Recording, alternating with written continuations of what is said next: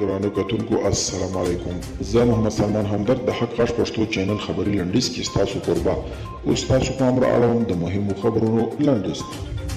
لغمان کې له وروستیو ناامنیو سره په تړاو شاوخوا 100 امنیتي منصوبین زنداني شوي دي. د لغمان والي رحمت الله یارمل رسنیو ته وویل چې په دې وروستیو کې په دغه ولایت کې ناامنۍ د امنیتي منصوبینو د غفلت له امله رامنځته شوي چې له امله یې شاوخوا 100 امنیتي منصوبین زنداني کړي دي. د ولسي جرګې غړو په هیواد کې روانې جګړې د جدي اندېښنې وړ بللي.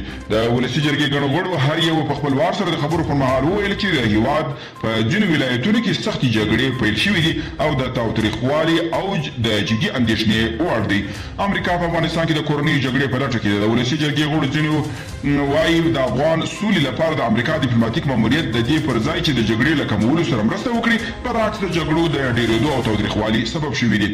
او امریکا وایي د ایران په چلند کې داسې هیڅ مثبت نښانه نه لیدل کېږي چې له مخکې یې دوی باید پر دغه هیواد بندیزونه لرې کړي. د امریکا د بهرنیو چارو وزیر ویلي له ایران سره د خبرو ملاتړ کوي خو ایران ته پکار ده چې په سیمه کې خپل چلند بدل کړي.